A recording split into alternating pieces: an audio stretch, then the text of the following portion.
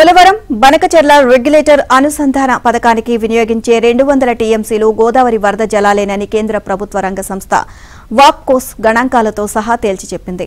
నదీ జలాల కేటాయింపులు, ట్రిబ్యునల్ ఆదేశాలు తదితర అంశాలు పరిశీలించిన తర్వాత రూపొందించిన సమగ్ర నివేదికను ఏపీ జల వనరుల శాఖకు అందజేసింది. ఈ నివేదికను క్షుణ్ణంగా అధ్యయనం చేసే బాధ్యతలను ఇంజనీరింగ్ అధికారులకు అప్పగించారు.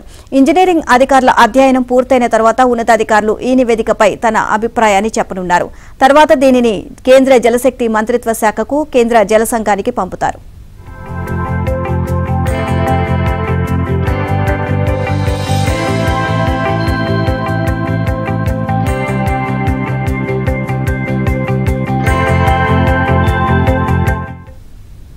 పోలవరం బనకచెర్ల రెగ్యులేటర్ అనుసంధాన పథకానికి వినియోగించే 200 టీఎంసీలు గోదావరి వరద జలాలేనని కేంద్ర ప్రభుత్వ రంగ సంస్థ వాప్కోస్ గణాంకాలతో సహా తేల్చి చెప్పింది. నదీ జలాల కేటాయింపులు, ట్రిబ్యునల్ ఆదేశాలు తదితర అంశాలు పరిశీలించిన తర్వాత రూపొందించిన సమగ్ర నివేదికను ఏపీ జల వనరుల శాఖకు అందజేసింది.